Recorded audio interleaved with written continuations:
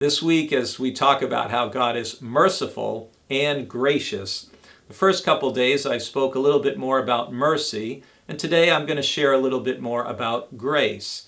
And I'm reading from Paul's letter to the Ephesians from chapter 2, verses 4 through 10, which is part of the letter where Paul is writing about how God has brought us from death to life through God's grace in Jesus Christ.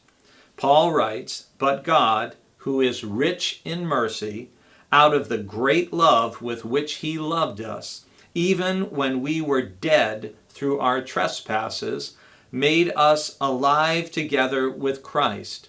By grace you have been saved, and raised us up with him, and seated us with him in the heavenly places in Christ Jesus, so that in the ages to come he might show the immeasurable riches of his grace and kindness toward us in Christ Jesus. For by grace you have been saved through faith, and this is not your own doing, it is the gift of God, not the result of works, so that no one may boast. For we are what he has made us, created in Christ Jesus for good works, which God prepared beforehand to be our way of life." This passage, you can hear the repetition of the word grace. If you have your own Bible, you might want to underline each time the word grace appears, because Paul is trying to make a point that even now it seems like many Christians don't grasp.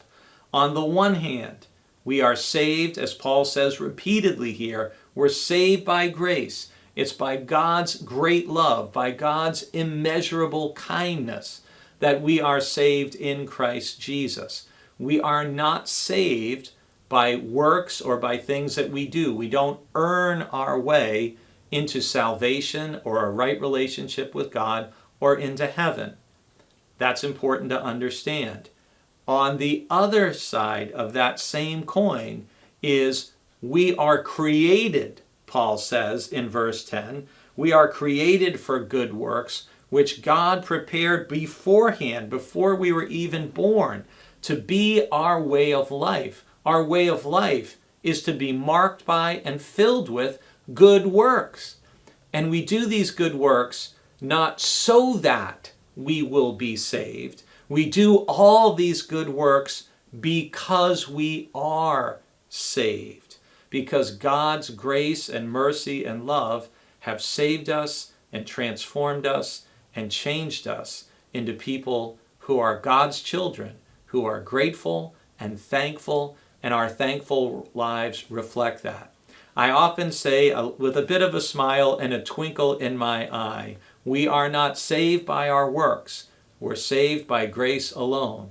But works do get us better seats when we get there.